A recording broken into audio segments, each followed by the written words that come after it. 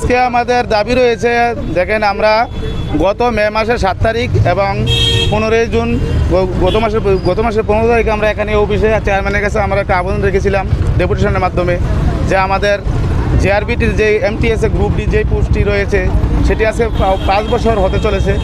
Group city already তারা merit list প্রকাশিত হয়েছে এবং তারা চাকরি অফার লেটার পেয়ে জয়েনিং হয়ে গেছে, কিন্তু আমাদের যে গ্রুপ ডি এটি এখনও ঝুলিয়ে রয়েছে।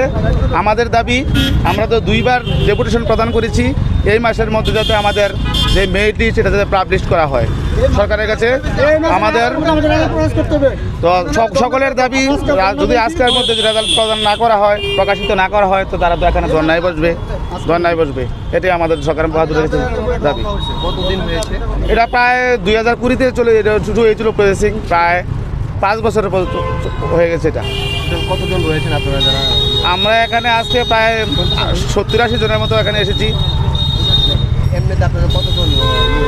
আমরা 2500 পোস্ট আমরা কোয়ালিফাই হয়েছি, মৌখিক এবং ভাইভায় প্রায় 12,000-এর মতো কোয়ালিফাই হয়েছি। এখানে এটা টোটাল পোস্ট হয়েছে 2500। এখনো এটা দিচ্ছে না, তাতে আপনার কি মনে হয়?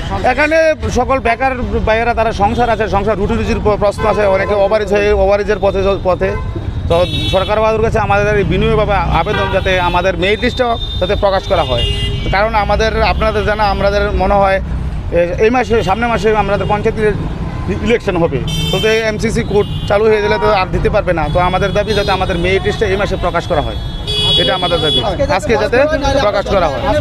তাহলে আমরা সঠিক টাইমটা যাতে আমরা চেয়ারম্যান অথবা প্রতিদিন কর্তৃপক্ষ থেকে আমরা জানতে পারি, এই জন্য আমরা আজকে ধর্নায় বসবো।